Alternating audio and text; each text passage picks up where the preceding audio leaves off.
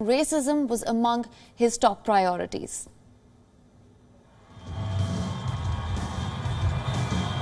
Monday, I will name a group of leading scientists and experts as transition advisors to help take the Biden-Harris COVID plan and convert it into an action blueprint that will start on January the 20th, 2021. That plan will be built on bedrock science. It will be constructed out of compassion, empathy, and concern. I will spare no effort, none, or any commitment to turn around this pandemic. Now this campaign is over, what is the will of the people? What is our mandate? I believe it's this. Americans have called upon us to marshal the forces of decency, the forces of fairness, to marshal the forces of science and the forces of hope in the great battles of our time. The battle to control the virus, the battle to build prosperity, the battle to secure your family's health care, the battle to achieve racial justice and root out systemic racism in this country, and the battle to save our planet by getting climate under control, the battle to restore decency, defend democracy, and give everybody in this country a fair shot. That's all they're asking for, a fair shot. Biden said that he will be a president for all Americans, irrespective of who they voted for. He said that the Americans should not look at their opponents as enemies. The United States president-elect said that it was time for America to heal. I said at the outset, I wanted to represent this campaign to represent and look like America. We've done that. Now that's what I want the administration to look like and act like. For all those of you who voted for President Trump, I understand the disappointment tonight. I've lost a couple times myself, but now let's give each other a chance. It's time to put away the harsh rhetoric, lower the temperature, see each other again, listen to each other again. And to make progress, we have to stop treating our opponents as our enemies. They are not our enemies. They are Americans. They're Americans. The Bible tells us, to everything there is a season, a time to build, a time to reap and a time to sow, and a time to heal. This is the time to heal in America. Folks, the people of this nation have spoken. They've delivered us a clear victory, a convincing victory, a victory for we the people. We've won with the most votes ever cast on a presidential ticket in the history of the nation. 74 million.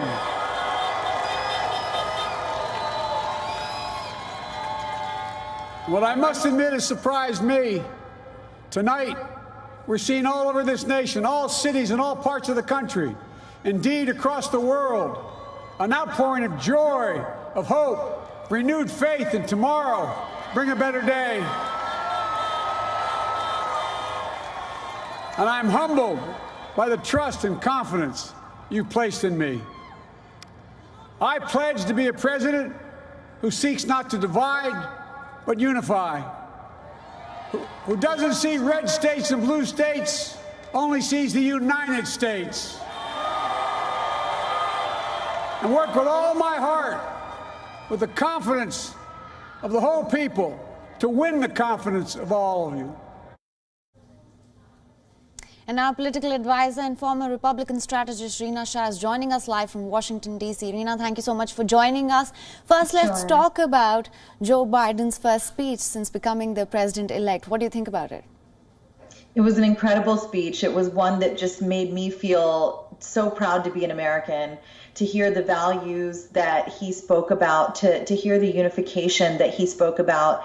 It's been such a contrast to the past 4 years of what we've heard from President Trump. Every time he takes to a podium, President Trump is angry. He's railing against somebody. And tonight, what we heard was just a very statesman-like message. And it reminded us of our better angels, of who we really are as Americans and what we can be. And more than anything else, that our better days and our best days still lie ahead. Yes, of course. And also, as you know, Kamala Harris has created history by becoming the first woman vice president of color. What is the sentiment there now in America as of now? You know, she spoke just for a few minutes tonight, but it was incredibly impactful. And in those few minutes, she mentioned her mother, Kamala Harris, who just instilled in her the same values my mother instilled in me. My mother immigrated from Gujarat to the United States in the year 1980, and I was born shortly thereafter. And that I was brought up in the same tradition, that anything was possible, that this is a land of opportunity, and that I should not look at myself as any different than anybody else because I'm an American. And for that very reason, I just felt so deeply impacted by her words tonight, because I know representation matters. I'm a lifelong conservative. Look, policy-wise, I don't agree on much with Senator Harris, but I'm so proud that she's our VP-elect. I did vote for this ticket because I see it to be completely different than what President Trump was offering with his running mate, Mike Pence. I know that the Harris-Biden ticket, the Biden-Harris ticket, will be something that all Americans can be proud of, something I can have my very young daughters look at and aspire to be. And of course, as you already know, that the circumstances under which the elections happened this year were not favorable, to say the least, and there was racial unrest in the country, the coronavirus pandemic, of course.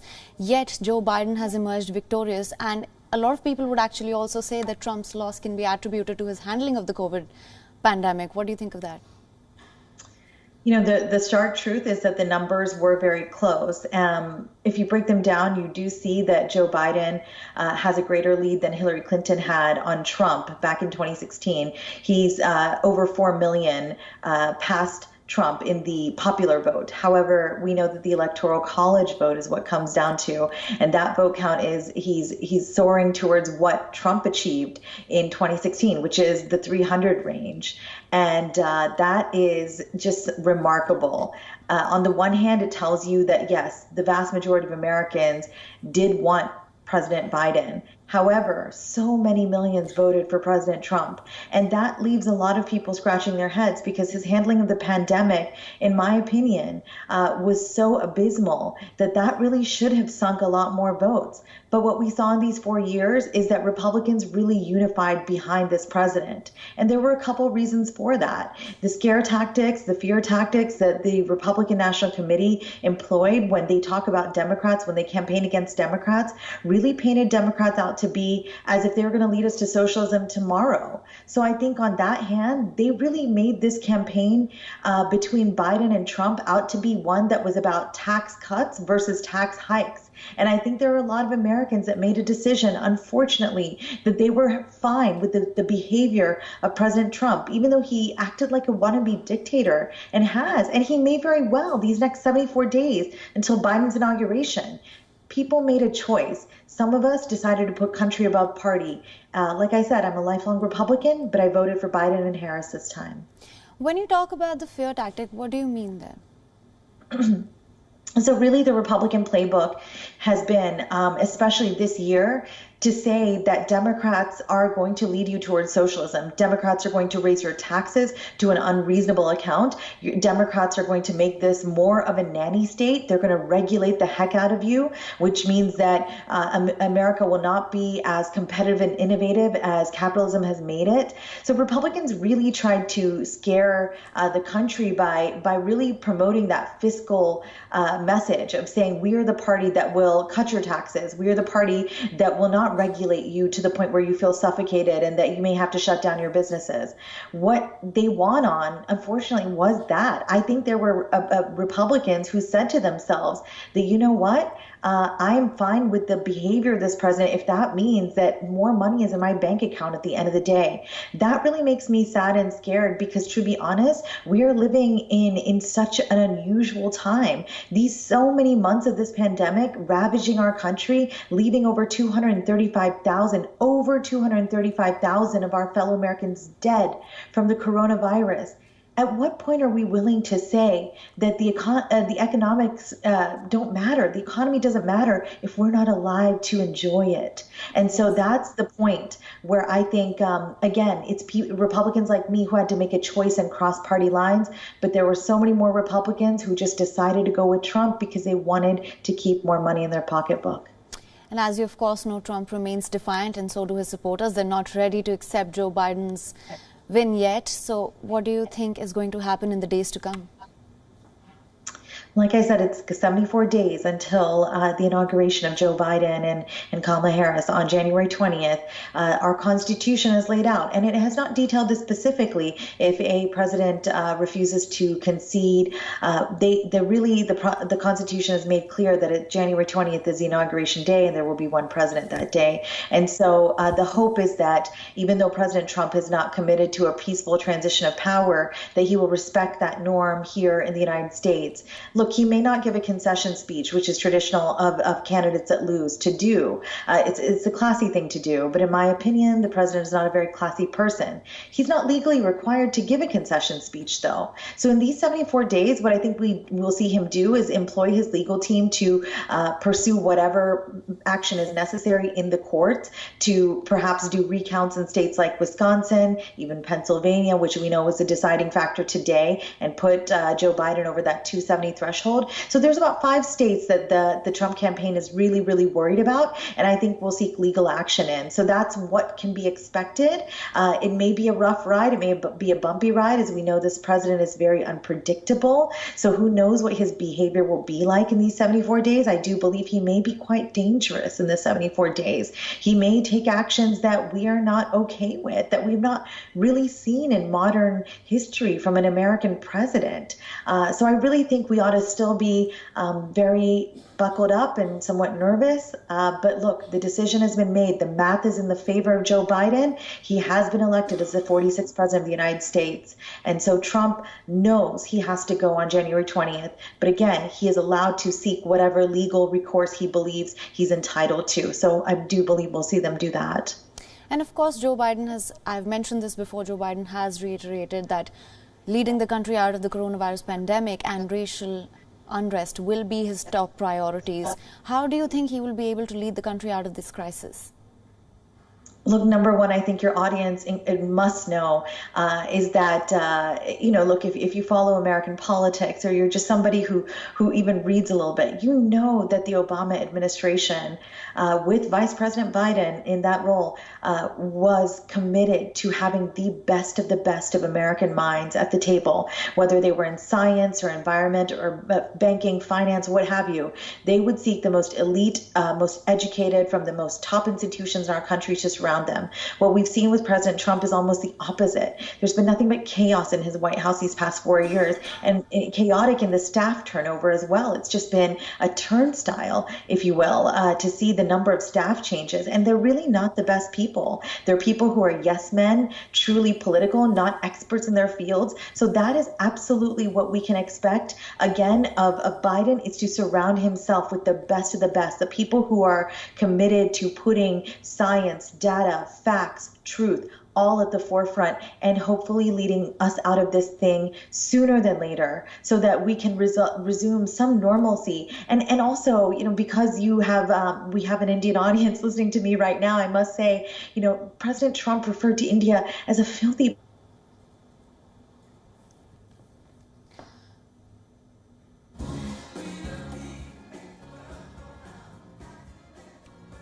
allies, that they are valued, and that they will be treated properly by President Biden, and will not be referred to with such slurs, and will be respected, because the people surrounding him want the best for our country, and they want the best for the world, and they know when America leads, all of us are better off.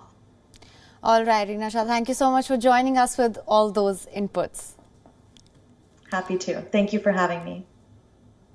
Moving on now, Vice President-elect Kamala Harris made victory speech from Delaware, the first woman of color to be elected in the second highest post of the United States office. Kamala Harris also makes some key statements on nation's unity.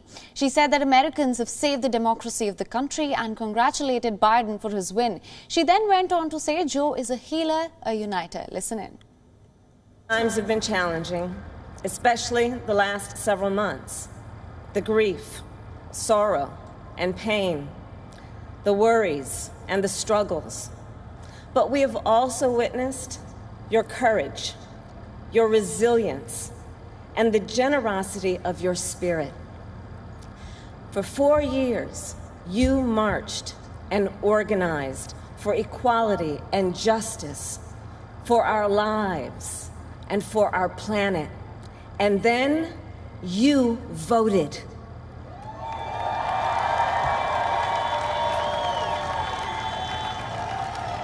And you delivered a clear message.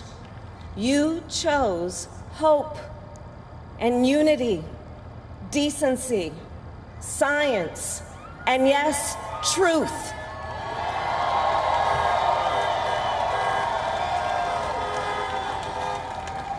You chose Joe Biden as the next president of the United States of America.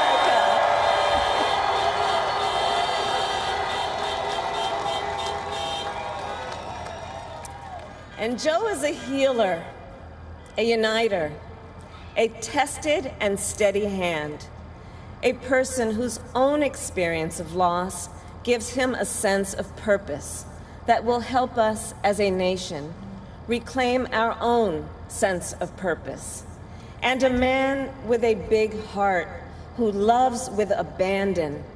It's his love for Jill, who will be an incredible First Lady.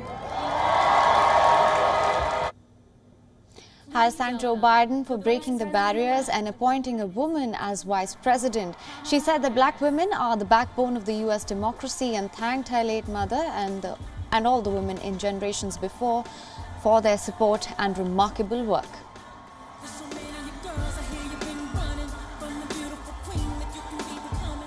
To my husband, Doug,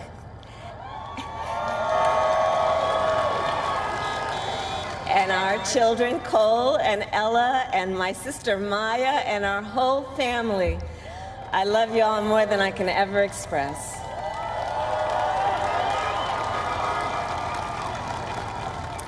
We are so grateful to Joe and Jill for welcoming our family into theirs on this incredible journey. And to the woman most responsible for my presence here today, my mother, Kamala Harris, who is always in our hearts. When she came here from India at the age of 19, she maybe didn't quite imagine this moment, but she believed so deeply in an America where a moment like this is possible. And so I am thinking about her and about the generations of women, black women,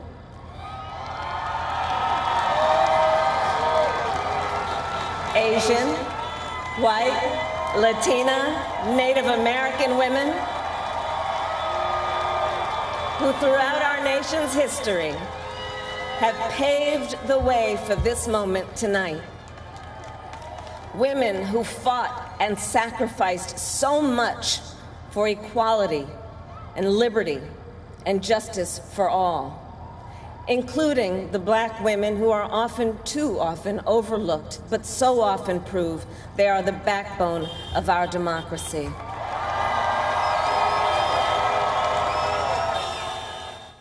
And with that, we call it a wrap on this bulletin, but global news continues on the other side on WION World is One. Keep watching.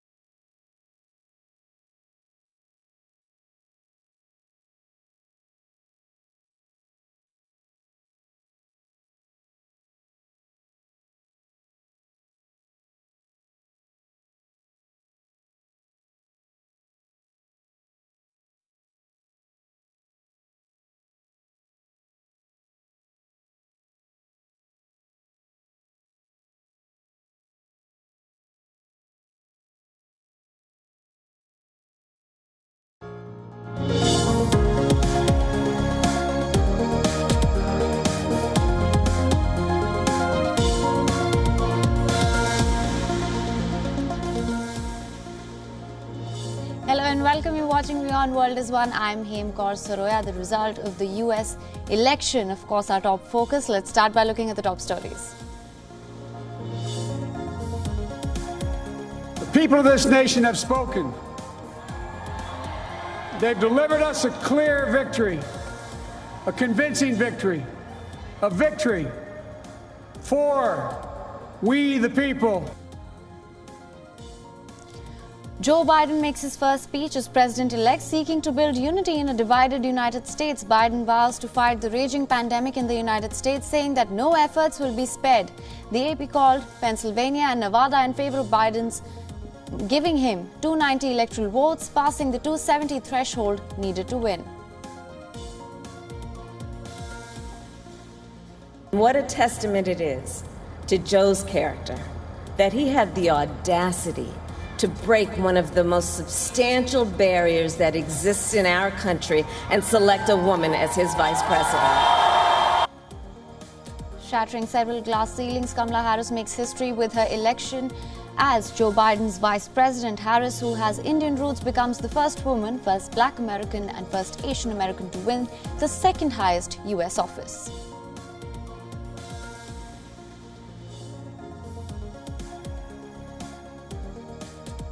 Meanwhile, Donald Trump remains defiant, rejecting the projected electoral victory of his Democratic challenger Joe Biden and vowing that the election is far from over. The US president was seen golfing at the Trump National Golf Club and later seen posing with the bridal party as US networks declared Biden as the winner. Trump has filed a raft of lawsuits to challenge the results.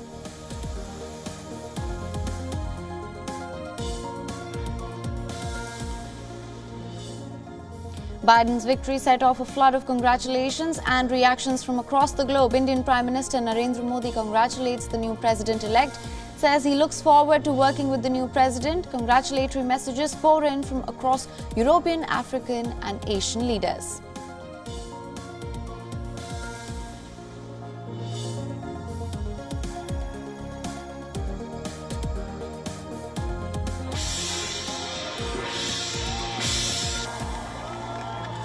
And festive atmosphere takes over the streets across United States cities. From Washington to New York, thousands of jubilant Biden supporters honked car horns, banged on pots and cheered and danced to celebrate the Democratic candidate's victory in the United States election.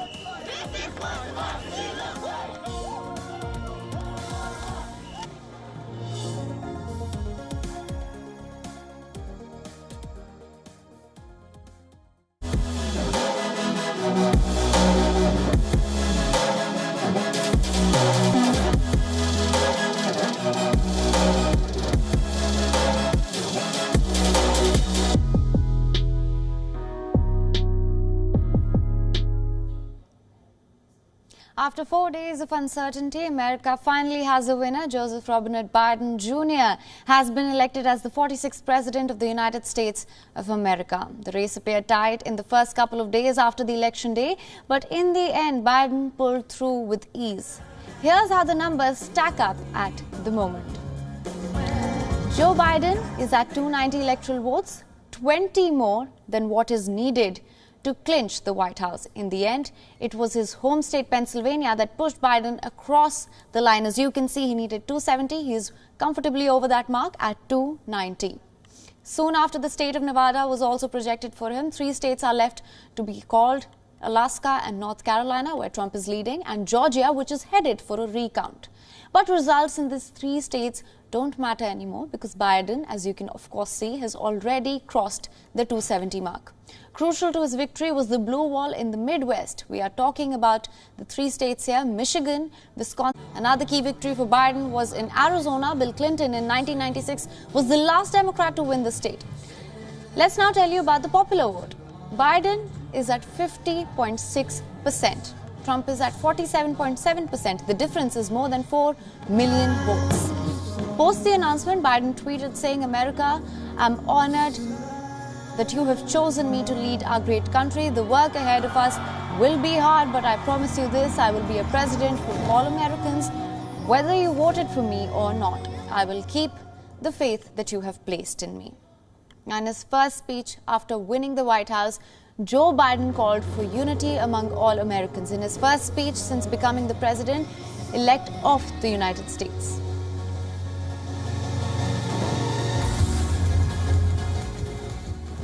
On Monday, I will name a group of leading scientists and experts as transition advisors to help take the Biden-Harris COVID plan and convert it into an action blueprint that will start on January the 20th, 2021. That plan will be built on bedrock science. It will be constructed out of compassion, empathy, and concern. I will spare no effort, none, or any commitment to turn around this pandemic. In a historic moment in the United States political history, Kamala Harris is set to become the Vice President of the United States, according to Associated Press. Addressing the nation after the win, Kamala Harris made some key statements on the nation's unity. She said that Americans have saved the democracy of the country and also congratulated Biden for his win. Times have been challenging, especially the last several months. The grief, sorrow, and pain, the worries and the struggles. But we have also witnessed your courage, your resilience, and the generosity of your spirit. For 4 years, you marched and organized for equality and justice, for our lives, and for our planet. And then you voted.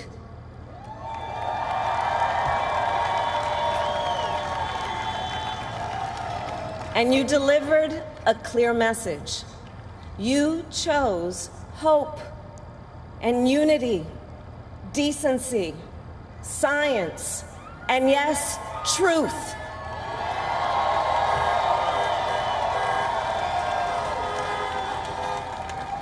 You chose Joe Biden as the next president of the United States of America.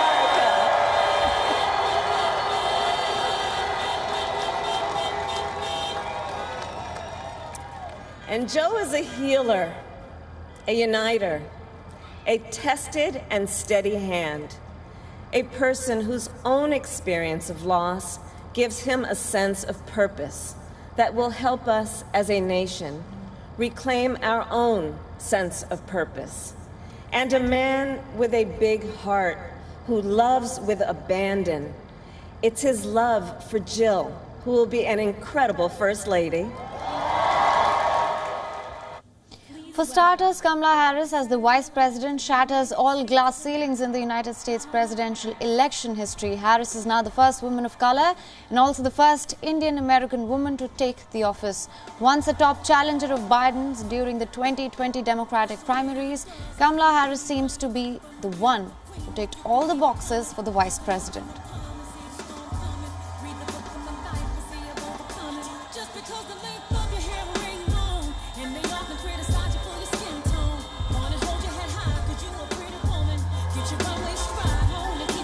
In October 1964, Kamala Devi Harris was born to immigrant parents in the state of California. She is the daughter of an Indian mother and a Jamaican father. Her mother, Shyamala Gopalan, was born in Chennai and immigrated to the United States to study at UC Berkeley. Now, Kamala Harris also faced discrimination while growing up. The Vice President-elect has said that her mother was mistreated because of her Indian accent. While Harris is making history after being elected to the White House, she has pretty much been a barrier breaker for much of her political career.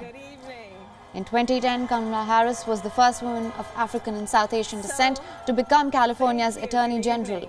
She is also the first Indian origin woman to be elected to the U.S. Senate. As a senator, she has employed tough questioning skills honed as a prosecutor. This was especially seen during the Senate confirmation hearing of Supreme Court Justice nominee Brett Kavanaugh.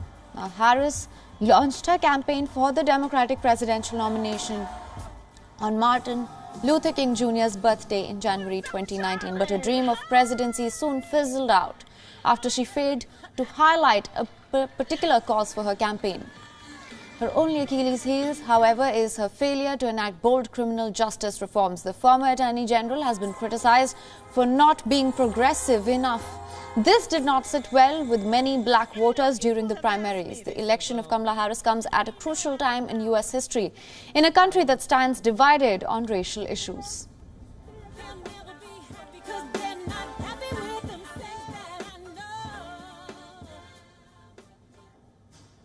And earlier we were joined by Rachel Silverman from San Francisco. Listen to what she has to say. Well, there's quite a bit of jubilation from cities across the country, cities in urban areas, in rural areas.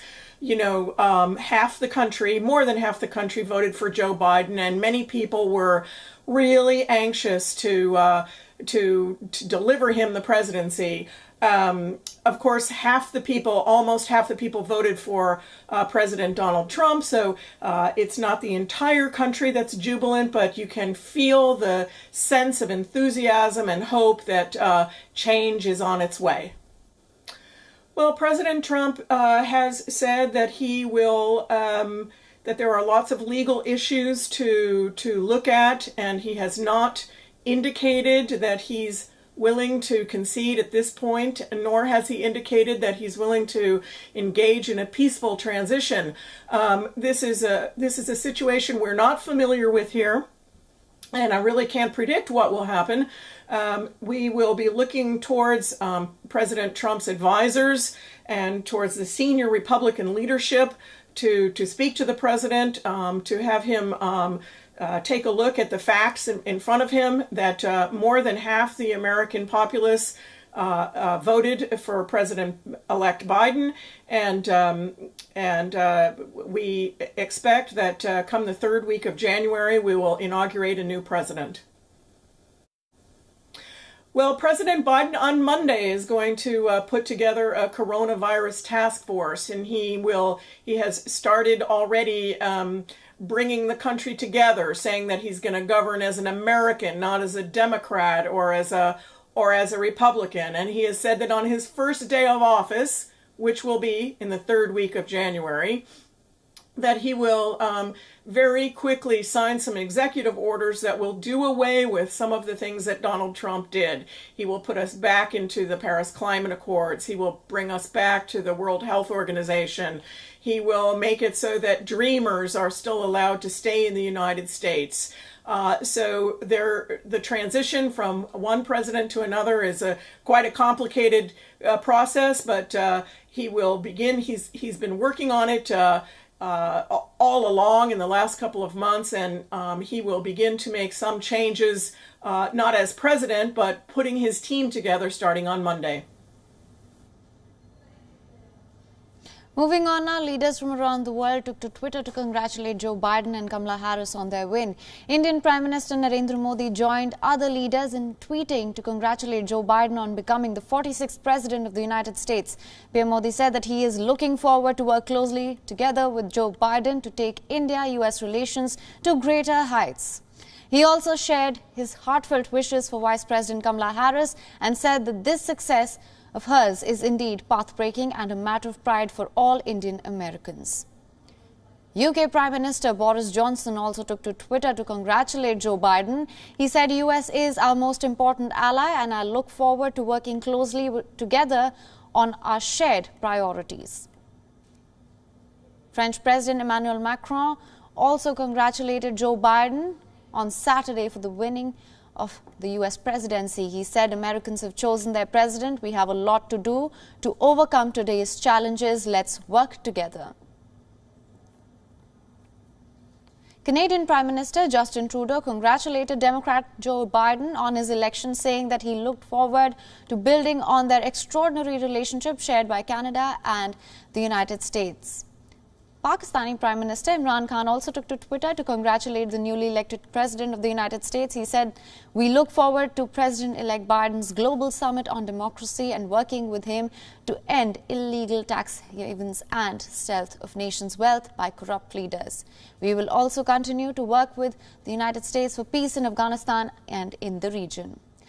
Meanwhile, not all tweets were on the positive side, although most of the key Trump allies like Brazilian President Jair Bolsonaro or Israeli Prime Minister Benjamin Netanyahu, are yet to comment on the US elections, Iran's supreme leader Ayatollah Ali Khamenei has mocked the aftermath of the election day in the United States, saying the vote has exposed the reality of its democracy.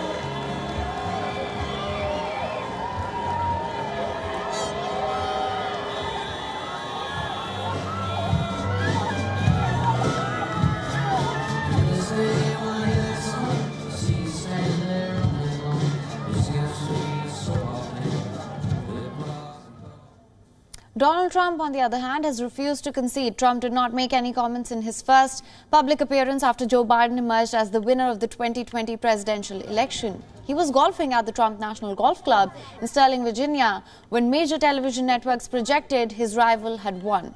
However, the United States president had tweeted that he won the election by a huge margin. The tweet was flagged by Twitter. In a statement released by his campaign, Trump vowed he will be approaching the court to ensure election laws are upheld.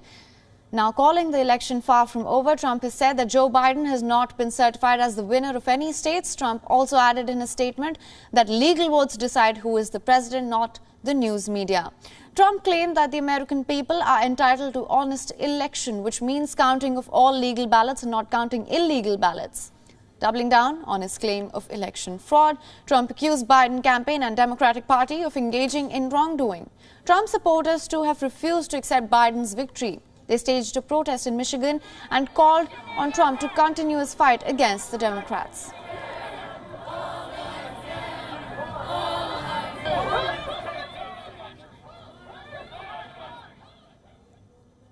For several years, the routine of the United States election has been a public concession by the losing presidential candidate.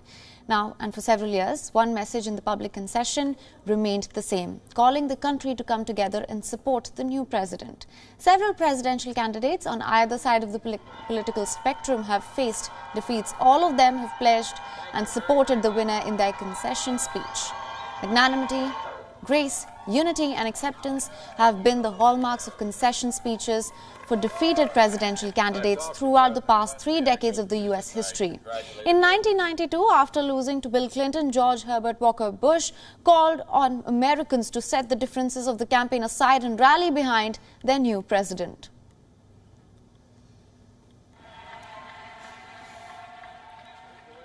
We see it, the country should see it, that the people have spoken, and we respect the majesty of the democratic system.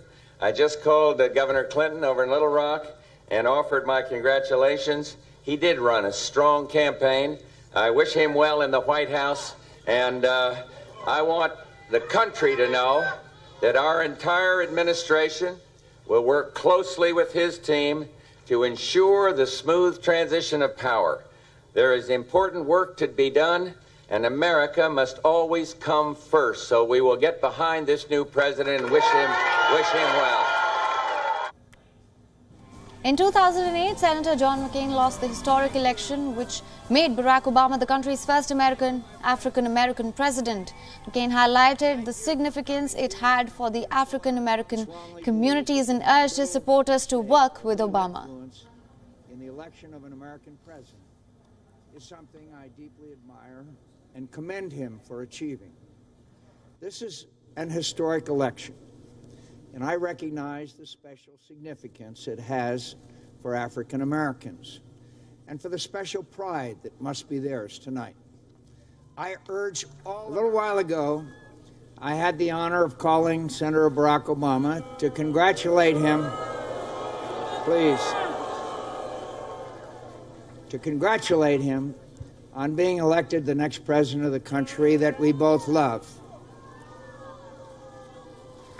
In a contest as long and difficult as this campaign has been, his success alone commands my respect for his ability and perseverance. but that he managed to do so by inspiring the hopes of so many millions of Americans who had once wrongly believed that they had little at stake or little influence in the election of an American president is something I deeply admire and commend him for achieving. This is an historic election, and I recognize the special significance it has for African Americans and for the special pride that must be theirs tonight. I urge all Americans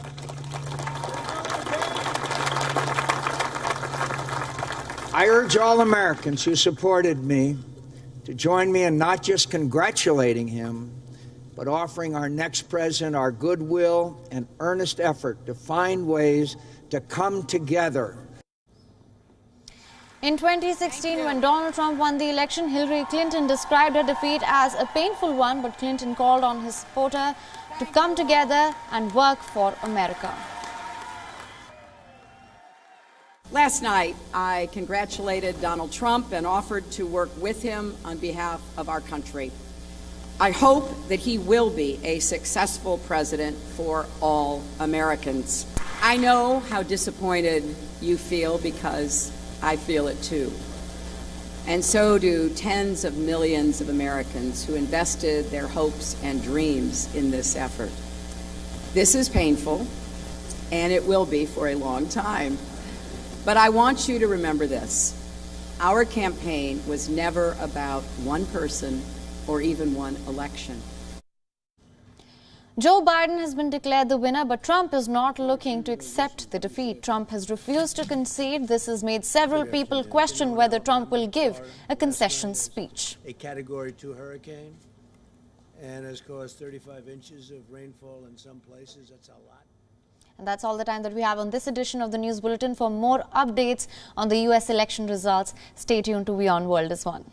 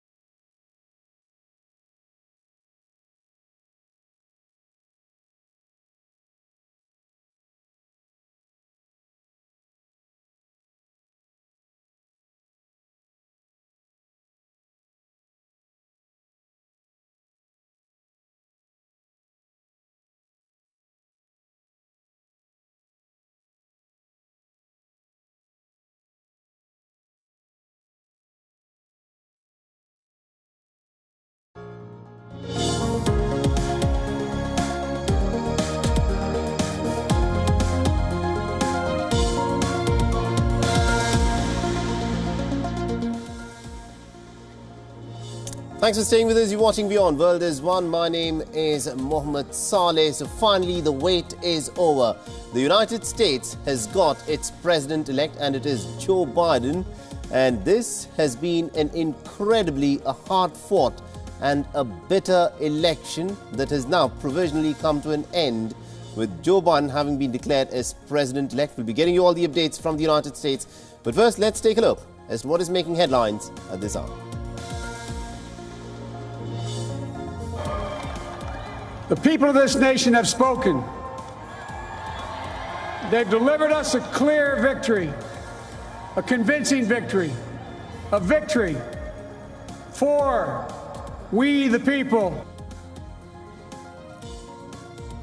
Joe Biden makes his very first speech as president-elect. He says that he will build unity in a nation that's been deeply divided due to the divisive policies under Donald Trump in the last 4 years. Biden vows to fight the raging pandemic in the United States, saying that there will be no effort that will be spared. And remember, it was the Associated Press that had called Pennsylvania and Nevada in Biden's favor, giving him 290 electoral votes. The people of this nation have spoken. They've delivered us What a testament it is to Joe's character that he had the audacity to break one of the most substantial barriers that exists in our country and select a woman as his vice president. And Kamala Harris shatters several glass barriers. She is now the Vice President of the United States of America, and with this, she becomes the first woman of color, the first woman of Asian descent, and the first woman of Jamaican descent to actually be appointed and to be elected as the Vice President of the United States of America.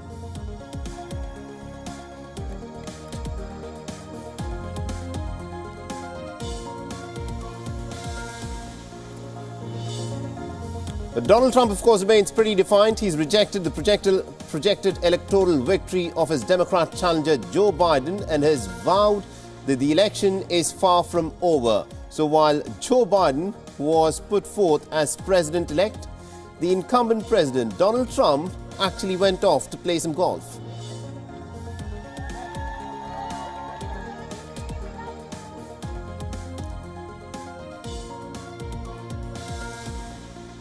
And Joe Biden's victory sets off a flood of congratulations and reactions from across the globe. India's Prime Minister Narendra Modi was one of the very first ones to congratulate the new president-elect of the United States of America. Narendra Modi tweeted that he is now looking forward to work with the new president at the White House.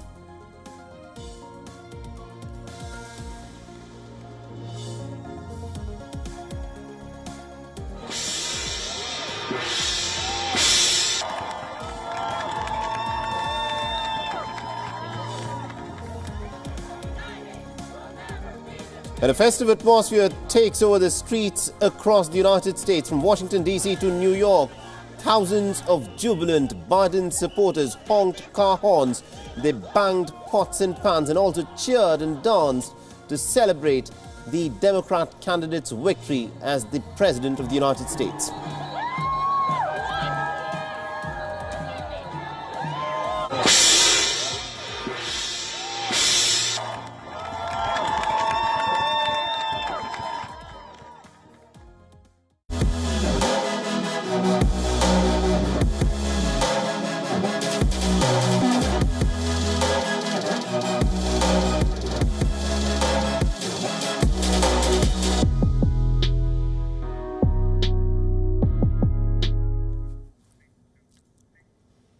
All right, so this is the culmination of a long, hard-fought, bitter and a grueling campaign, and the results are finally out, and it is Joe Biden who's come out on top. He also addressed the nation just a little while back, and he said that it is time for the United States of America to heal. He called for unity amongst all Americans. In his very first speech since emerging as the president-elect of the United States of America, Joe Biden said that he is going to be a president for all Americans. There will be no distinction between people who voted for him and also in terms of his treatment of those who voted against him. But Biden said that his priority was to tackle the coronavirus pandemic. He said that he'd also be meeting with the top scientists to discuss the US's COVID response. And as he made his way onto the stage, the 77-year-old president, the oldest president in American history, jogged on towards the stage to deliver his very first address as president-elect of the nation. Now, Biden also spoke about the deep divisions within the American society. He said fighting racism will be one of his key priorities. On Monday, I will name a group of leading scientists and experts as transition advisors to help take the Biden-Harris COVID plan and convert it into an action blueprint that will start on January the 20th, 2021. That plan will be built on bedrock science. It will be constructed out of compassion, empathy, and concern. I will spare no effort, none, or any commitment to turn around this pandemic. Now this campaign is over. What is the will of the people? What is our mandate? I believe it's this. Americans have called upon us to marshal the forces of decency, the forces of fairness, to marshal the forces of science and the forces of hope in the great battles of our time. The battle to control the virus, the battle to build prosperity, the battle to secure your family's health care, the battle to achieve racial justice and root out systemic racism in this country, and the battle to save our planet by getting climate under control, the battle to restore decency, defend democracy, and give everybody in this country a fair shot. That's all they're asking for, a fair shot. So that was Joe Biden, the president-elect, with his clear message that this is the time to, in fact, line out the priorities for the nation. He said that this was the time of hope, this was the time of science, and this was the time of decency for all Americans to come together and work. He also went on to state that there will be no distinction between the Democrats and the Republicans, and he'll work for all Americans, irrespective of who they voted for. He also said that Americans should not look at their opponents as enemies. Now, the US president-elect said that it was time for the United States of America, that in the last several months has witnessed deep divisions because of the racial fault lines that have come to the fore, and it is time for the United States to now heal. I said at the outset, I wanted to represent this campaign to represent and look like America. We've done that. Now that's what I want the administration to look like and act like. For all those of you who voted for President Trump, I understand the disappointment tonight. I've lost a couple times myself. But now, let's give each other a chance. It's time to put away the harsh rhetoric, lower the temperature, see each other again, listen to each other again. And to make progress, we have to stop treating our opponents as our enemies. They are not our enemies. They are Americans. They're Americans. The Bible tells us to everything there is a season, a time to build, a time to reap and a time to sow, and a time to heal. This is the time to heal in America.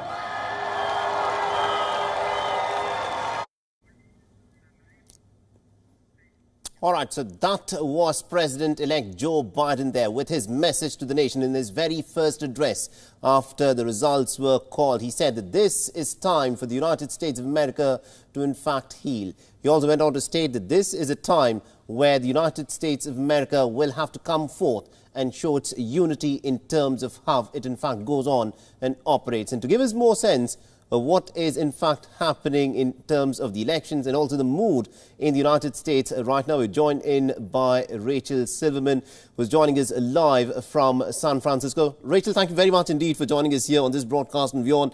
We just heard President-elect Joe Biden there address his nation, and he said this is essentially a time when Americans must come forth and reaffirm their unity. Opponents should not be enemies. That was the message that he in fact gave to his nation. It was a message of healing and a message of unity. The president-elect saying he would not just be a president for those who voted for him, but also for those who voted for Donald Trump. Joe Biden said it's time to listen to each other again and to see each other again. He said he values decency, fairness, science, hope, and he promises to work to stamp out systemic racism, to defend democracy, to get climate change under control, and to make America respected once again the world over. But he said the first order of business must be getting COVID under control. The president-elect called for what he says is an end to this very grim era of demonization, and he says he sees an opportunity for us to defeat despair and to restore the soul of America. Absolutely, indeed. And this is not an easy time that the 46th President of the United States will be taking charge. The coronavirus is still raging across the United States and indeed across the world. But tell us a little bit about how different the approach is likely to be. Because in his address, he referred to Donald Trump once, and he was also pretty humble in the manner in which he went about talking about his victory. He did not gloat over it. He said our opponents should not be enemies. And the message that he in fact gave was that this is the time for the United States of America to heal. He also in many ways hinted that his administration will be very different from the Trump administration in terms of how it goes about addressing issues of racial inequality within the United States. Well, indeed, he stressed that he will address issues of racial inequality. President Trump has been accused by many of inflaming issues of racial inequality. Joe Biden says he will value science and decency and compassion. And indeed, the people who have known him for some time, who have worked with him in the U.S. Senate, where he first ran for office, where he was first elected for office 48 years ago today. Many people from both sides of the aisle, Republicans and Democrats, say that he's a person who respects a difference of opinion and who can work well with people who see things differently from him. So it looks like the style of governance will be much, much different from the kind of chaos that we've seen in the last 4 years. People are talking about the 4 C's, with President Trump being chaotic and divisive, and Vice President Biden being compassionate, a confident, a consoler. Absolutely, indeed. And this, of course, is the biggest night in American political history. And the focus was on Joe Biden, and just as much it was also on the woman, Kamala Harris. She's become the first woman in the history of the United States of America to become the first vice president. With this, she's broken several glass barriers. She's the first woman vice president. She's also the first woman of color, the first woman of South Asian origin and Jamaican origin. And this is a series of firsts. And Joe Biden's choice of Kamala Harris appears to have paid off very rich dividends as his running mate. Yes, indeed. And in her speech introducing him, she thanked the vice president for having what she called the audacity to select her to run with him. Kamala Harris was actually born here in Oakland, California, where my office is, and she was the Attorney General of California before she became a California senator. And the people here in the San Francisco Bay Area are especially proud and looking forward to seeing her as Vice President of the United States. In her speech today, she talked about how she was standing on the shoulders of the women of every color, black, white, Asian, women of all stripes, who have worked for 100 years for the vote, for civil rights, and who made it possible for her to become the Vice President of the United States. She said in her speech, "I may be the first Vice President to be a woman, but I will not be the last," inspiring the next generation of young women in the United States and, dare I say, across the globe. Absolutely, indeed. Many people, many young women, many young girls will be watching that address that she gave to the nation. And she's now become, of course, the first woman vice president. One was hoping that the United States would see its first woman president in 2016, Hillary Clinton. That, of course, did not happen. But Kamala Harris, of course, went on to say that she's the first vice president, woman vice president. She, of course, would not be the last. There'd be more that will, of course, come in the future. Rachel, I want you to also weigh in a little bit about the response that we've seen so far in the aftermath of the election having been called by the Republicans. The last thing that we've heard from Trump is a tweet where he said that 71 million Americans voted for him, which is the highest for any incumbent president. What do you think is going on within the Republican camp at this point of time? Because the count is pretty much towards its last stages. The election has been called, but the Republicans and the Trump campaign has not yet conceded the election. Well, it's a mystery. The president spent the morning on the golf course, golfing and tweeting before he went out on the golf course. As you said, in his tweet, he said that he won the election and won it big. He may have won the most votes of any incumbent, but he won fewer votes than his challenger. He also lost the popular vote, which he's now done twice. He lost the popular vote in 2016, when he actually beat Hillary Clinton with more electoral votes. The president has vowed to pursue a recount and go down the legal avenue of fighting some of the results in court. It does not look like he has a very good chance of winning either, of making things change at all. And my suspicion is that that the president's advisors, his relatives, the leaders of the Republican Party are trying to come to terms with how to get the president to accept the facts. But no, he has said so far that he will not concede because he says he does not believe that he has lost the election. Absolutely, indeed. And also, Rachel, all of this isn't still in the realm of speculation. Till what point can Donald Trump still go on and say that, look, I'm going to dig my heels in and I will not concede? Well, the votes are certified on December 14th. That's when they become official. This count is now unofficial. This is what the media organizations have taken a look at all the votes that have come in and the small fraction of votes that are still being counted, and they have determined that there is no way that President Trump could make up the difference to get enough electoral votes. But they are unofficial at the moment, and when they become official in December, that's one point. And then, for all intents and purposes, his term of 4 years is up on January 20th. And that is the day that Joe Biden will be inaugurated to be the next president of the United States.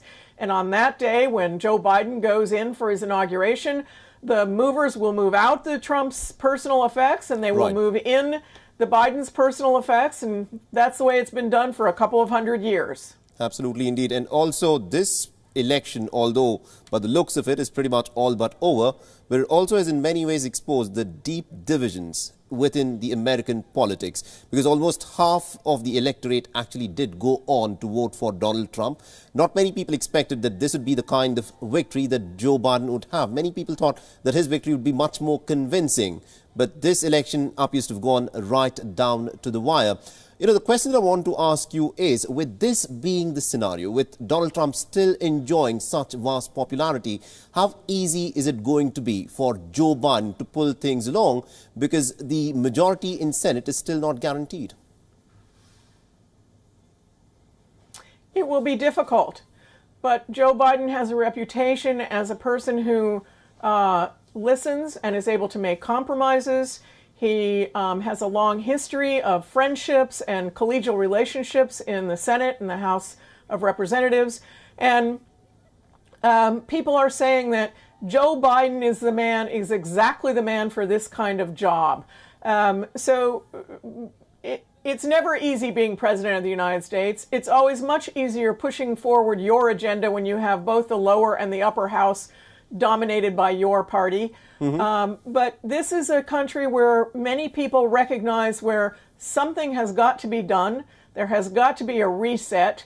Right. And with this election, there will be a reset. We have a new president. Absolutely, indeed. A reset is an important word that you've used there. In 2016, when we saw the election results that came out, Donald Trump immediately went about trying to turn things around. He wanted to undo everything that Barack Obama had done. Can we now expect Joe Biden to be doing exactly what Donald Trump did? Will he also now want to overturn things that were done by his predecessor?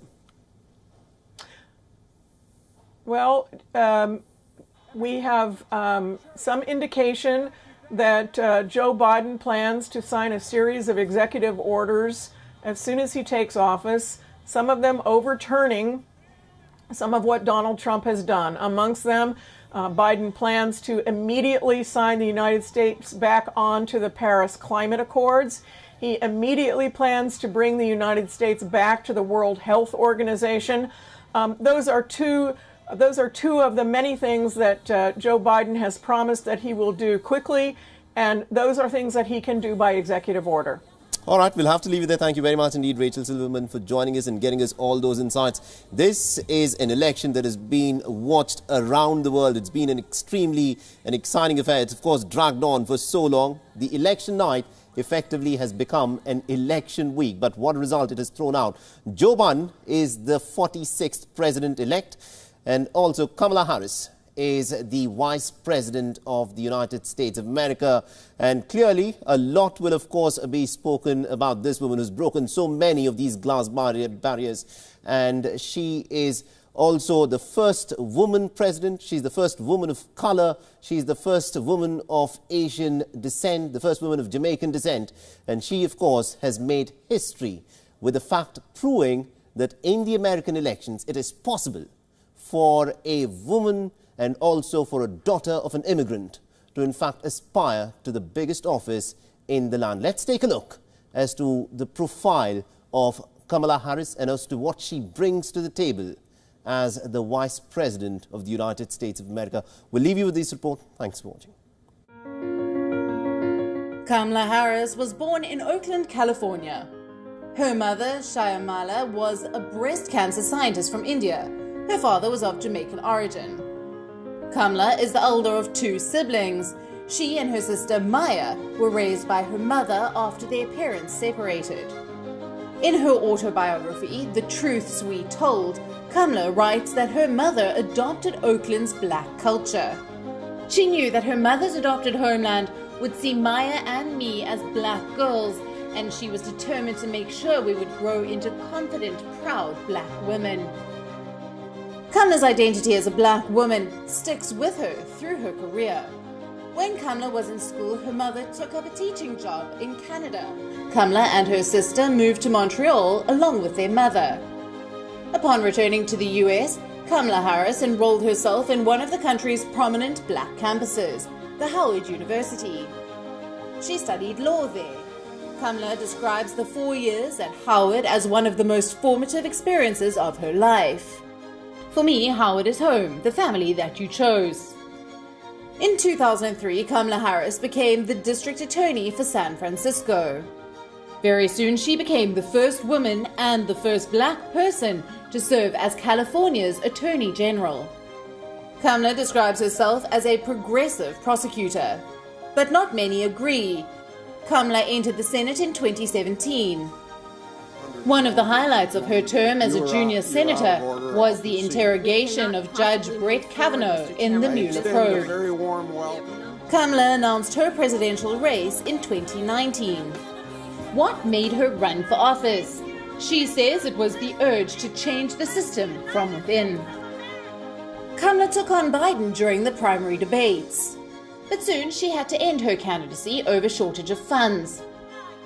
In December 2019, Harris said she would do everything in her power to elect Joe Biden as the next US president. Today, Kamala is extremely vocal about reforms in the police system. What we have is a package of legislation that is about accountability for police. And let's all be clear, this is in the best interest of all Americans, not just black Americans. But during her term as a prosecutor, she rarely prosecuted police officers who killed civilians. Kamala refused to allow DNA testing that may have exonerated a black man on death row. When it comes to her views on civil rights and democracy, Kamala says they were shaped during her walks along the beaches of Chennai. Get out there and fight for the best of who we are. Those walks along the beach in India really planted something in my mind and created a commitment in me before I even realized it. It has led me to where I am. Bureau Report, WION, World is One.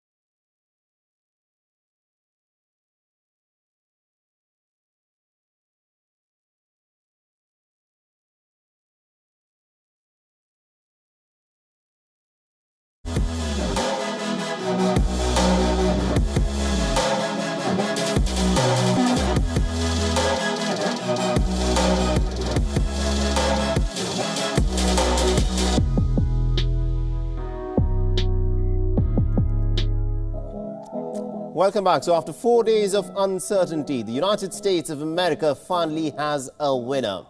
And it is Joseph Robinette Biden, who has now been elected as the 46th President of the United States of America. In his very first speech to the nation after a very bitter election, Joe Biden declared that it was time for America to heal. Now, even as President Donald Trump has so far refused to concede, Biden's victory in the battleground state of Pennsylvania has put him clearly over the threshold of 270 college votes, electoral college votes, that he needs to clinch the presidency. Now, Kamala Harris has broken so many of the glass barriers in the United States. In a deeply patriarchal society, she's become the first woman to become the vice president of the nation. She's also become the first woman of color, the first woman of Asian descent, the first woman of Jamaican descent, who will be serving as the vice president of the United States. Listening to the victory speeches that were delivered both by Joe Biden and Kamala Harris. My fellow Americans and the people who brought me to the dance, Delawareans. I see my buddy Senator Tom Carper down there, and I think Senator Coons is there, and I think the governor's around. Is that Ruth Ann? And that former Governor Ruth Ann Minner. Most importantly, my sisters-in-law and my sister Valerie. Anyway. Folks, the people of this nation have spoken. They've delivered us a clear victory, a convincing victory, a victory for we the people. We've won with the most votes ever cast on a presidential ticket in the history of the nation. 74 million.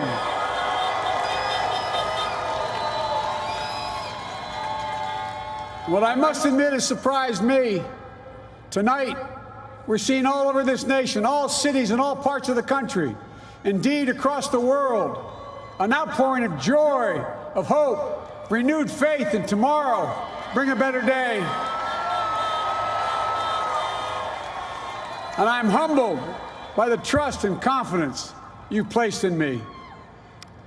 I pledge to be a president who seeks not to divide, but unify, who doesn't see red states and blue states, only sees the United States, and work with all my heart, with the confidence of the whole people, to win the confidence of all of you. And for that is what America, I believe, is about. It's about people. And that's what our administration will be all about. I sought this office to restore the soul of America, to rebuild the backbone of this nation, the middle class, and to make America respected around the world again, and to unite us here at home. It's the honor of my lifetime that so many millions of Americans have voted for that vision. And now, the work of making that vision is real. It's a task, the task of our time. Folks, as I said many times before, I'm Jill's husband. And I would not be here without her love and tireless support of Jill and my son Hunter and Ashley, my daughter, and all our grandchildren and their spouses and all our family. They're my heart. Jill's a mom, a military mom, an educator. And she has dedicated her life to education. But teaching isn't just what she does, it's who she is. For American educators, this is a great day for y'all. You're going to have one of your own in the White House. And Jill's going to make a great First Lady. I'm so proud of her.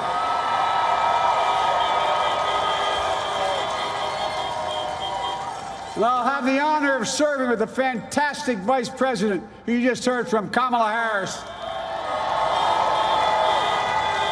who makes history as the first woman, first black woman, the first woman from South Asian descent the first daughter of an immigrant ever elected in this country. Don't tell me it's not possible in the United States. It's long overdue. And we're reminded tonight of those who fought so hard for so many years to make this happen.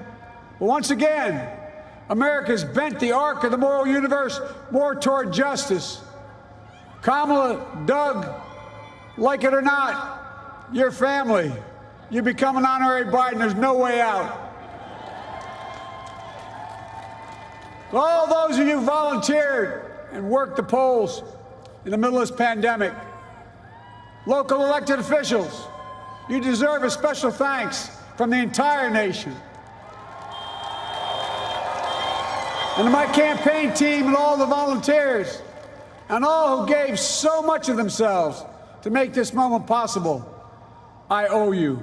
I owe you. I owe you everything.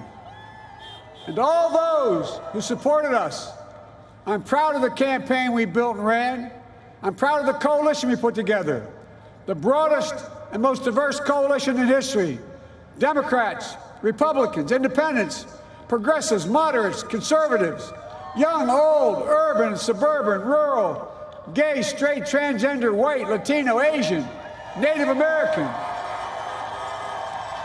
I mean it, especially those moments, and especially those moments when this campaign was at its lowest ebb.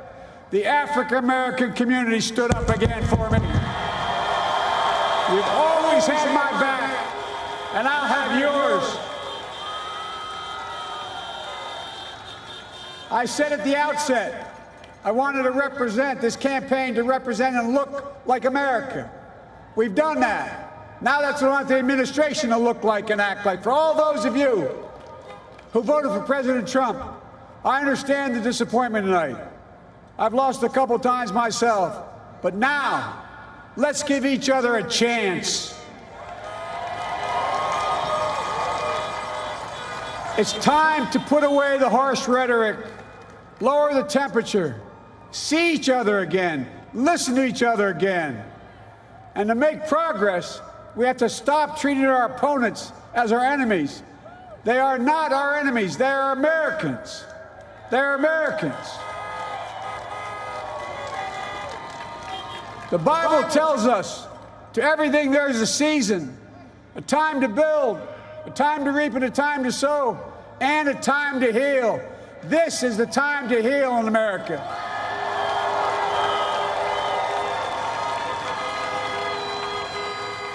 Now this campaign is over. What is the will of the people? What is our mandate? I believe it's this. Americans have called upon us to marshal the forces of decency, the forces of fairness, to marshal the forces of science and the forces of hope in the great battles of our time. The battle to control the virus, the battle to build prosperity, the battle to secure your family's health care, the battle to achieve racial justice and root out systemic racism in this country, and the battle to save our planet by getting climate under control, the battle to restore decency, defend democracy, and give everybody in this country a fair shot. That's all they're asking for, a fair shot. Folks, our work begins with getting COVID under control. We cannot repair the economy, restore our vitality, or relish life's most precious moments, hugging our grandchildren, our children, our birthdays, weddings, graduations, all the moments that matter most to us until we get it under control. On Monday, I will name a group of leading scientists and experts as transition advisors to help take the Biden-Harris COVID plan and convert it into an action blueprint that will start on January the 20th, 2021. That plan will be built on bedrock science. It will be constructed out of compassion, empathy, and concern. I will spare no effort, none, or any commitment to turn around this pandemic. Folks, I'm a proud Democrat, but I will govern as an American president. I'll work as hard for those who didn't vote for me as those who did. Let this grim era of demonization in America begin to end here and now.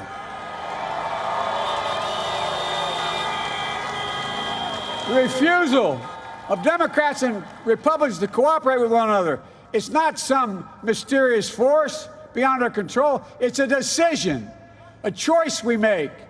And if we can decide not to cooperate, then we can decide to cooperate. And I believe that this is part of the mandate given to us from the American people. They want us to cooperate in their interest. And that's the choice I'll make. And I'll call on Congress, Democrats and Republicans alike, to make that choice with me. The American story is about slow yet steadily widening the opportunities in America. And make no mistake, too many dreams have been deferred for too long. We must make the promises of the country real for everybody, no matter their race, their ethnicity, their faith, their identity, or their disability. Folks, America has always been shaped by inflection points, by moments in time where we've made hard decisions about who we are and what we want to be. Lincoln in 1860, coming to save the Union. FDR in 1932, promising a beleaguered country a new deal. JFK in 1960, pledging a new frontier. And 12 years ago, when Barack Obama made history, he told us, yes, we can. Well, folks, we stand at an inflection point. We have an opportunity to defeat despair, to build a nation of prosperity and purpose. We can do it. I know we can. I've long talked about the battle for the soul of America. We must restore the soul of America. Our nation is shaped by the constant battle between our better angels and our darkest impulses. And what presidents say in this battle matters. It's time for our better angels to prevail. Tonight, the whole world is watching America. And I believe at our best, America is a beacon for the globe. We will lead not only by the example of our power, but by the power of our example. I've always believed, many of you heard me say it, I've always believed we can define America in one word: possibilities. That, in America, everyone should be given an opportunity to go as far as their dreams and God-given ability will take them. You see, I believe in the possibilities of this country.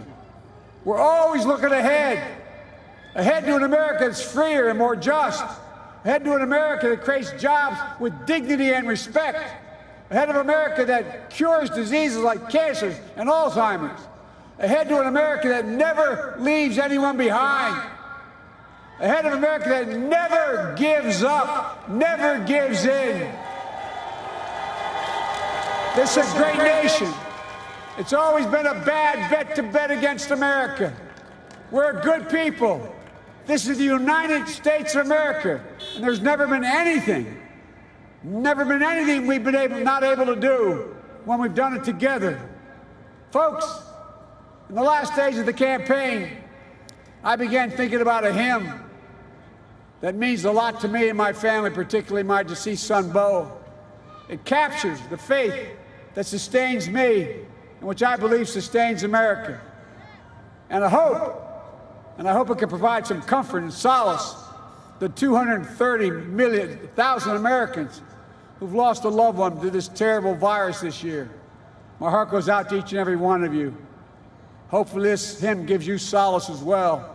And it goes like this: and he will raise you up on eagle's wings, bear you on the breath of dawn, and make you to shine like the sun, and hold you in the palm of his hand. And now together, on eagle's wings, we embark on the work that God and history have called upon us to do, with full hearts and steady hands, with faith in America and in each other, with love of country, a thirst for justice. Let us be the nation that we know we can be, a nation united, a nation strengthened, a nation healed. The United States of America, ladies and gentlemen, there's never been anything we've tried we've not been able to do.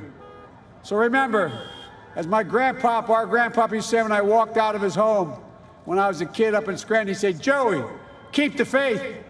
And our grandmother, when she was alive, she yelled, "No, Joey, spread it. Spread the faith. God love you all. May God bless America, and may God protect our troops." Thank you, thank you, thank you. So, thank you. Good evening. So, Congressman John Lewis, before his passing, wrote, "Democracy is not a state, it is an act." And what he meant was that America's democracy is not guaranteed. It is only as strong as our willingness to fight for it.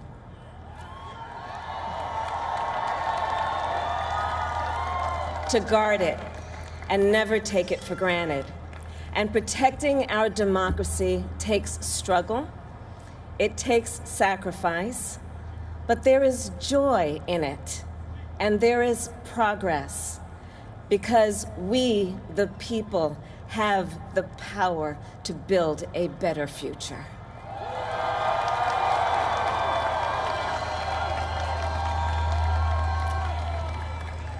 And when our very democracy was on the ballot in this election, with the very soul of America at stake, and the world watching, you ushered in a new day for America.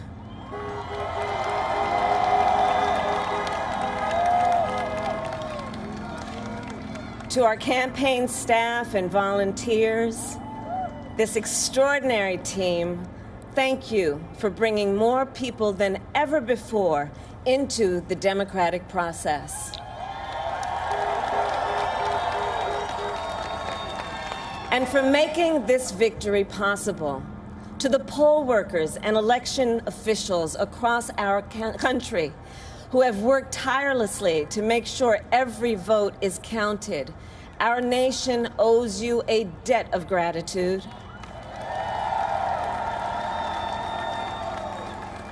You have protected the integrity of our democracy.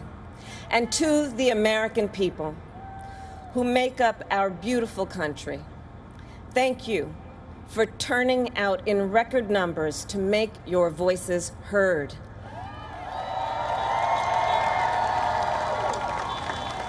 And I know times have been challenging, especially the last several months.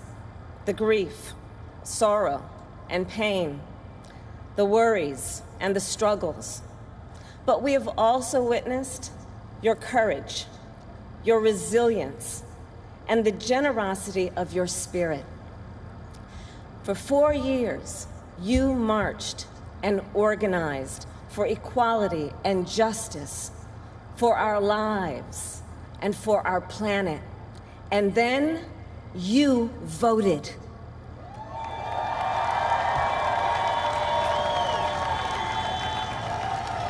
And you delivered a clear message.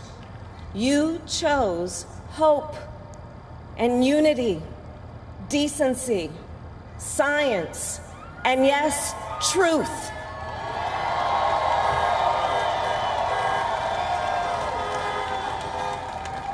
You chose Joe Biden as the next president of the United States of America.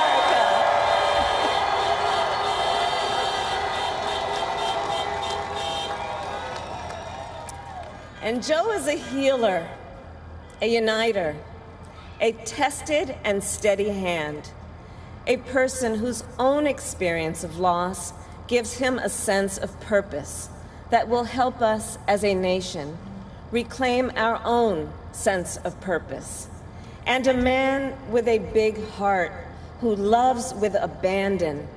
It's his love for Jill, who will be an incredible First Lady.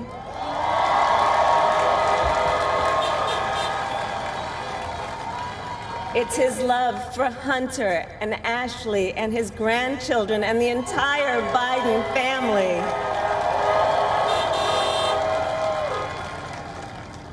And while I first knew Joe as vice president, I really got to know him as the father who loved Bo, my dear friend who we remember here today. And to my husband, Doug,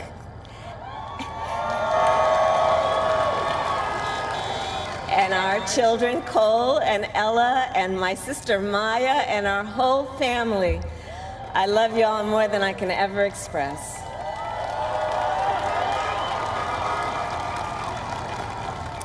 We are so grateful to Joe and Jill for welcoming our family into theirs on this incredible journey.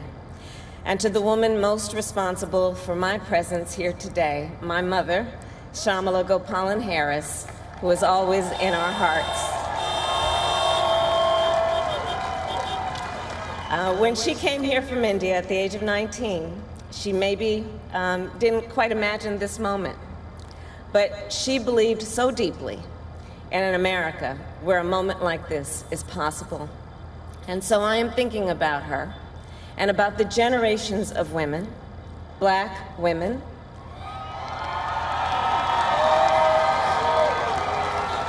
Asian, white, Latina, Native American women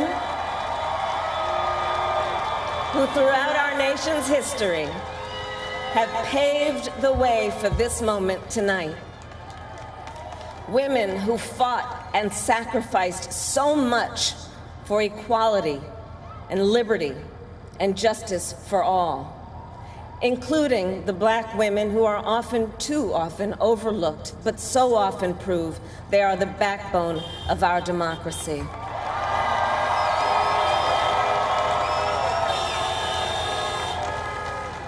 All the women who have worked to secure and protect the right to vote for over a century, 100 years ago with the 19th Amendment, 55 years ago with the Voting Rights Act, and now in 2020 with a new generation of women in our country who cast their ballots and continued the fight for their fundamental right to vote and be heard.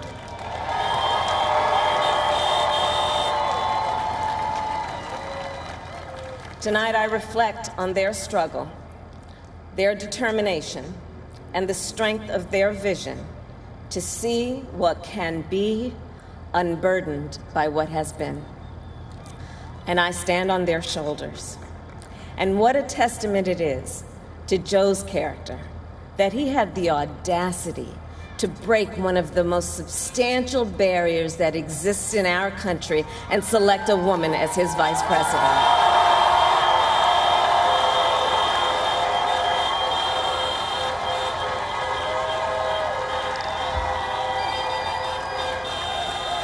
But while I may be the first woman in this office, I will not be the last.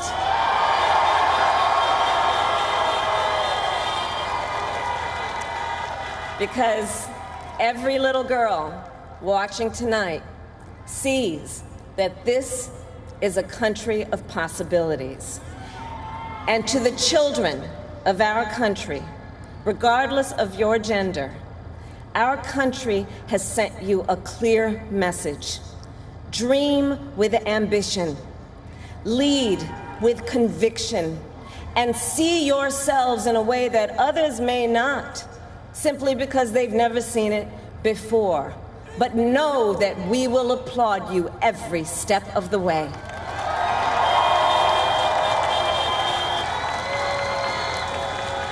And to the American people, no matter who you voted for, I will strive to be a vice president, like Joe was to President Obama, loyal, honest, and prepared, waking up every day thinking of you and your family. Because now is when the real work begins, the hard work, the necessary work, the good work, the essential work to save lives and beat this epidemic, to rebuild our economy so it works for working people, to root out systemic racism in our justice system and society, to combat the climate crisis, to unite our country and heal the soul of our nation.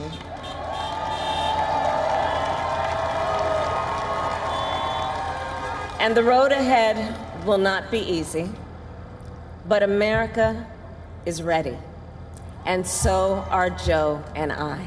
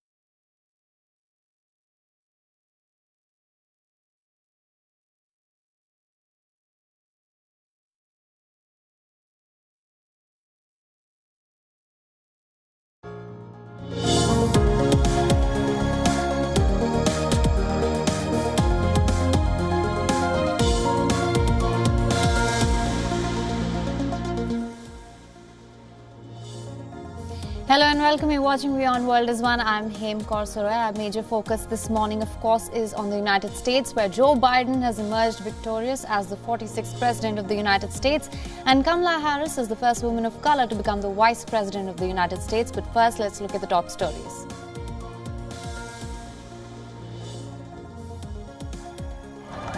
The people of this nation have spoken.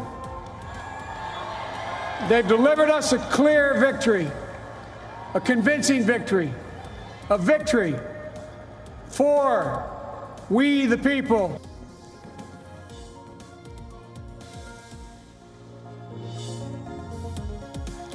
Joe Biden makes his first speech as president-elect, seeking to build unity in a divided United States. Biden vows to fight the raging pandemic in the United States, saying that no efforts will be spared. The AP called Pennsylvania and Nevada in Biden's favor, giving him 290 electoral votes, passing the 270 threshold needed to win.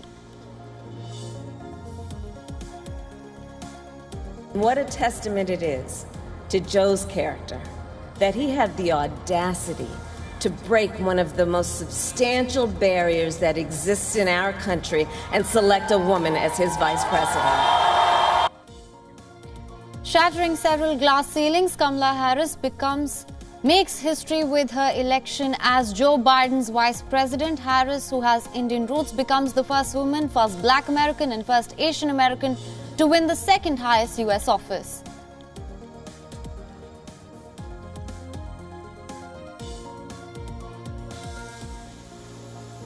Meanwhile, Trump remains defiant, rejecting the projected electoral victory of his Democratic challenger Joe Biden and vowing that the election is far from over. The U.S. president was seen golfing at the Trump National Golf Club and later seen posing with a bridal party as U.S. networks declared Biden as the winner. Trump has filed a raft of lawsuits to challenge the results.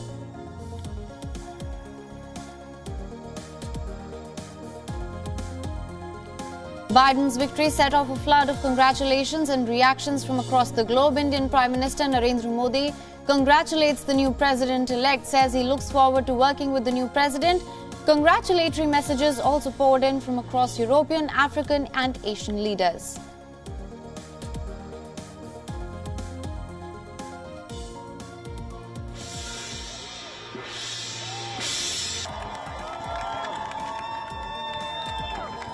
And a festive atmosphere takes over the streets across the United States. Cities from Washington to New York, thousands of jubilant Biden supporters honked car horns, banged on pots and cheered and danced to celebrate the Democratic candidate's victory in the United States election.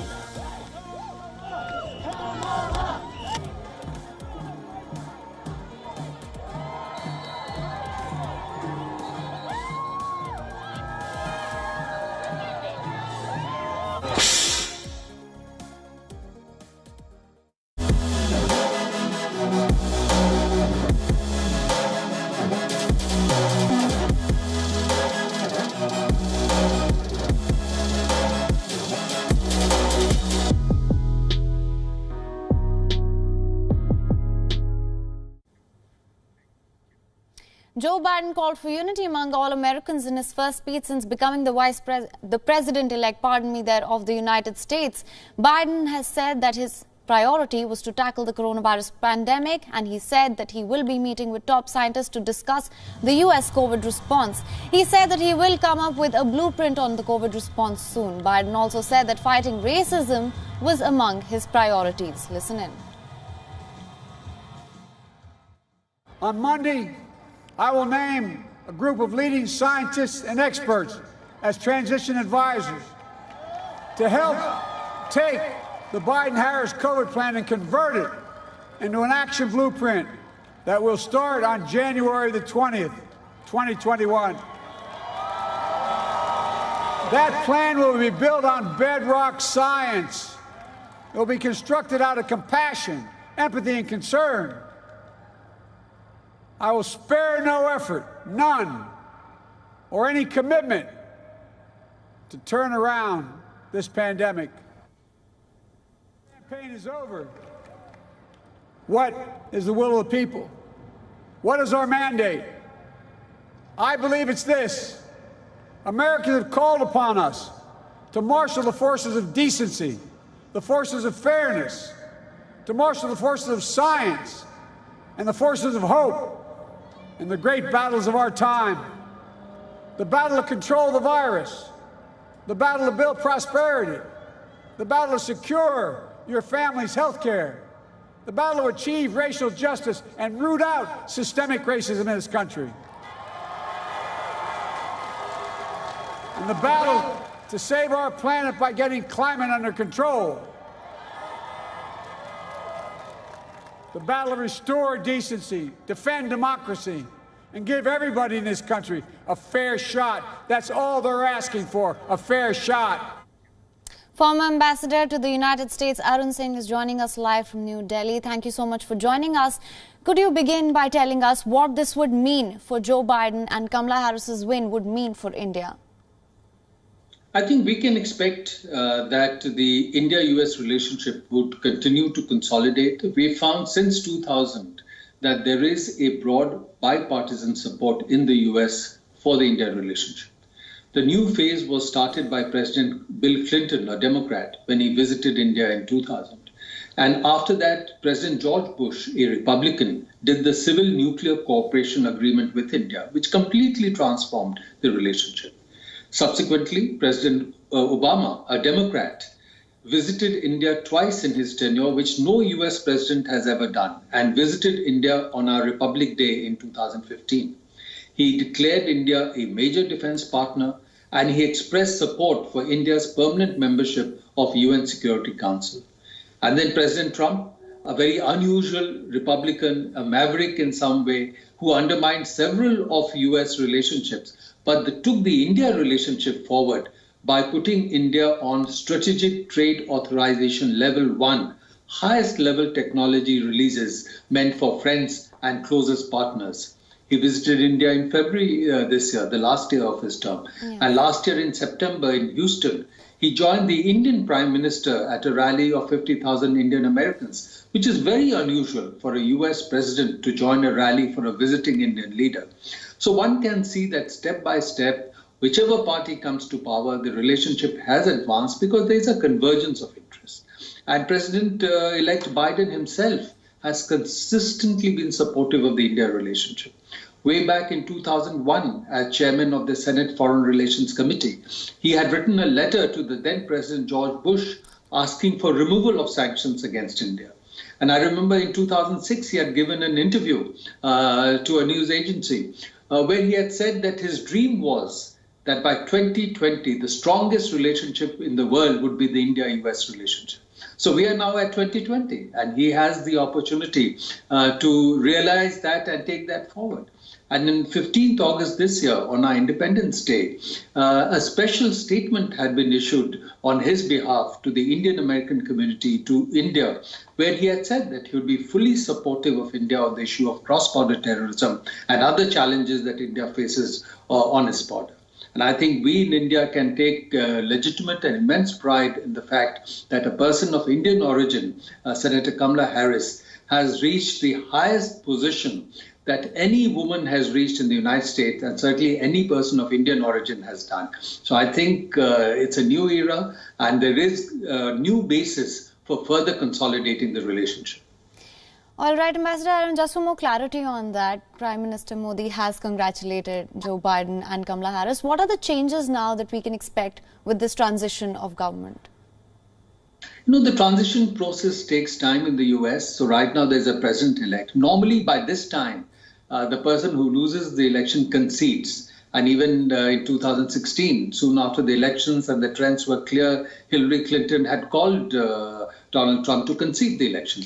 Now, Donald Trump hasn't done that because his personality is such that he always wants to project himself as the best. The rally at his inauguration was the largest. The economy under him performed the best. So I think personally he's finding it difficult to make that concession. And there's talk of court processes, but eventually he has to do that. But between now and 20th January, when the new president takes over, there's a whole organized process of transition in the US. The president-elect sets up a transition team. They send people to different departments, agencies who interact with the people there, start preparing on various issues. There is a separate team that starts assessing who could be the nominees in the new administration, because almost 1/3 and more of top-level positions in the US administration will change as the new administration comes in. So there is a lot of preparation required for that. So they will go through that process. Yeah. And of course, in this period, depending on the relationship between President Trump and President-elect and how they deal with each other, there could be a phase of uncertainty in the US and how the US responds should there be a moment of crisis, either domestically or internationally. And of course, as you just mentioned, if President Trump, which we know has refused to concede, from an Indian perspective, what do you make of that? You know, it's really for a US to work it. That's a US process of the manner in which transition happens. And that particular process doesn't really impact on India. And because, you know, the US system is complicated. So far, officially results have not really been declared because the official declaration of results takes time. There's counting done, then it is sent to the empowered authorities in each state. And each state has a process of certifying the results. They choose electors who then vote according to the popular vote. The results of that comes to the US Congress in early January. And the US House of Representatives receives that and issues the final certified and authenticated result of the election. So that process takes time. But based on the trends and other analysis, various media groups make a projection and they've been accurate. And that is accepted as the basis on which things advance. So that's an internal US process. And from India's perspective, of course, we would hope that US is able to resolve this challenge in a way that it consolidates its strength in the international context. Because given the challenges we face, particularly, you know, the challenge from China, challenge related to terrorism, we would certainly benefit from a US that has a stronger presence internationally to push back on some of the challenges that are emerging. All right, Ambassador, and thank you so much for joining us with all those inputs. Thank you. Moving on now, Joe Biden and Kamala Harris's family took to Twitter to hail the Democratic victory. Joe Biden's wife, Jill Biden, shared a picture in which she and her husband are holding a placard. Jill Biden is seen hiding the word vice from the board. Remember, Biden served as the vice president under Obama. The US president-elect's granddaughter also shared a family photo which was taken on the day Biden was confirmed the winner of the 2020 elections. She also shared a picture of Joe and Jill Biden as a young couple. Kamala Harris's sister, Maya Harris, also shared a picture with the US Vice President-elect saying that she was proud of her. The Vice President-elect's niece, Meena Harris, tweeted that Vice President Auntie sounds good. Now, Harris's husband, Doug, also shared a picture with his wife saying that he is very proud of her. Festive mood prevailed in Harris's ancestral village in the southern Indian state of Tamil Nadu. Now, Harris's mother, who also found a mention in her campaign speech, was an Indian who later immigrated to the United States.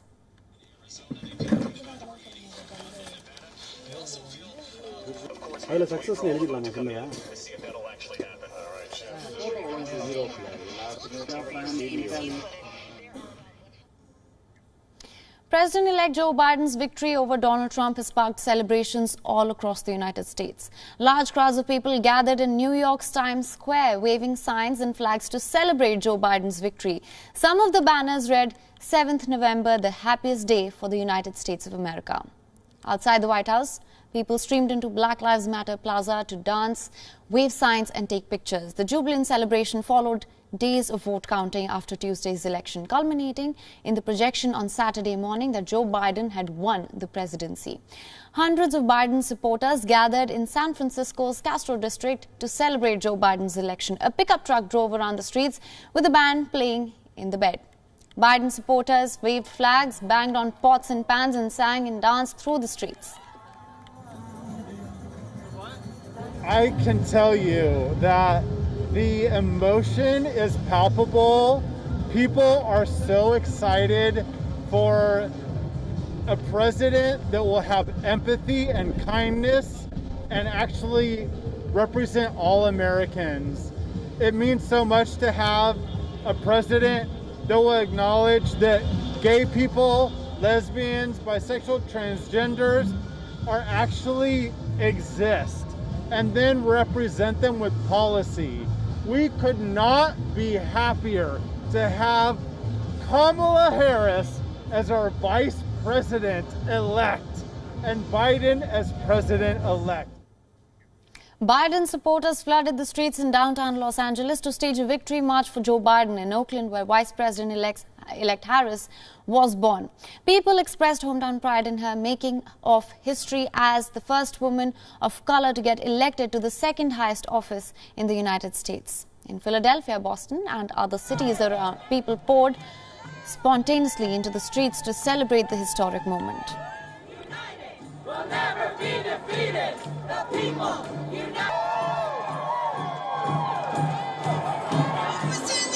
This is what democracy looks like.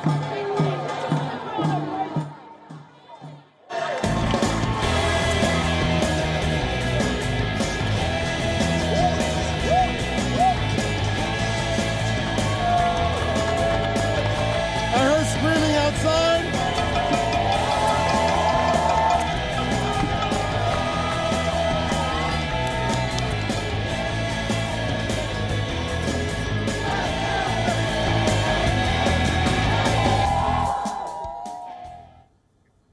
Let's now shift our focus to Italy. And Italy is struggling with the second wave of coronavirus infections.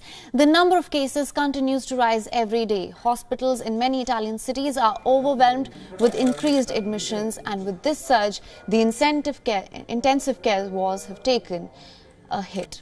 Italy registered 37,860 cases this Friday, a new record for the country, and as cases continue to rise, the critical care system is already facing the effects of this new surge.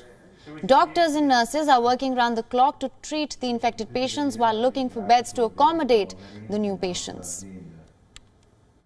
Il numero di ricoverati che consideriamo critico è sostanzialmente quello attuale, anzi forse dovrei dirle quello che abbiamo raggiunto alla fine della settimana scorsa, perché già da questa settimana abbiamo dovuto ricorrere a nuovi spazi per le terapie intensive che non avremmo pensato e voluto usare, ma soprattutto abbiamo dovuto ricorrere ad altre strutture al di fuori dell'ospedale di Circolo, alle strutture di Angera, alle strutture di Luino, e forse dovremmo anche appoggiarci su Tradate per poter ricoverare dei pazienti Covid. Quindi in Varese, the second hardest hit Italian city, registered over 1,400 new cases. Remember that the city has suffered the effects of the first coronavirus wave that paralyzed Italy earlier this summer.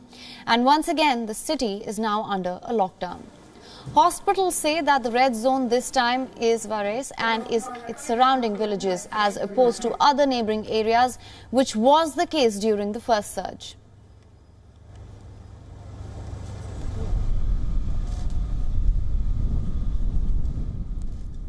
abbiamo chiesto un aiuto anche alla Regione perché comincia a individuare delle sedi in cui poter trasferire dei pazienti, magari di terapia intensiva, ma soprattutto dei pazienti ordinari, diciamo, dei pazienti che sono sintomatici, che devono essere ricoverati, che non possono stare al domicilio, hanno bisogno di una degenza normale, una medicina, però noi siamo ormai in grosse difficoltà nel reperire questi letti.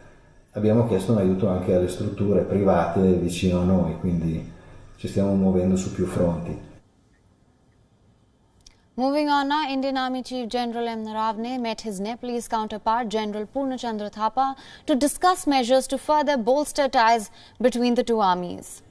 According to top sources, Indian Army Chief discussed the Chinese aggression and expressed serious concern to the General P.C. Thapa, and sources claim that General Naravane expressed hope that Nepal would not let China engage in any anti-India act from Nepal's territory. Sources say the Indian Army Chief underlined that China was trying to target India through Nepal, which would not be tolerated at any cost.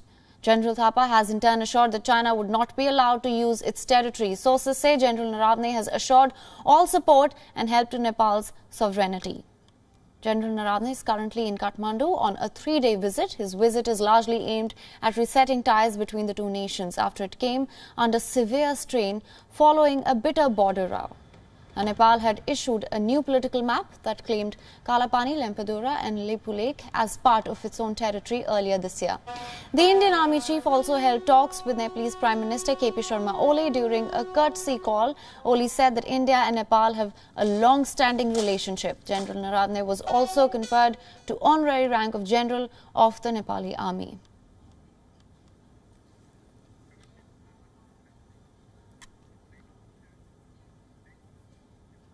The Indian Space Research Organisation has launched its first satellite of this year from Sriharikota. Now, this is the 51st mission of Polar Satellite Launch Vehicle, popularly known as PSLV. It is also 76th launch vehicle mission from Sriharikota. Now, Spaceport, the carrier vehicle PSLV C-49 will deliver 10 satellites in all with EOS-01 as the primary one. The EOS-01, an Earth observation satellite, was intended to provide agriculture, forestry and disaster management support. The other 9 foreign satellites, including R2 satellite from Lithuania, which is a technology demonstration, Focleo satellite from Luxembourg for maritime applications, and 4 Lemur satellites from the United States. All 9 customer satellites successfully separated and injected into their intended orbit. The satellite was originally called RISAT 2BR2, but has since been renamed EOS-01 in accordance with ISRO's new naming scheme for satellites. In keeping with the pandemic protocol, gathering of media personnel is not allowed for this delayed launch. The launching gallery that usually hosts hundreds of guests has also been closed this time. 108 seconds, and then it will be separated from the ongoing vehicle. पृथक हो चुका है और दूसरे चरण का प्रज्वलन हो चुका है. The holidays are just around the corner, and amid the strict coronavirus restrictions, a distinctive pink Christmas tree was unveiled in central London's prime retail destination. Take a look as we wrap this bulletin. Thanks for watching. WION World is One.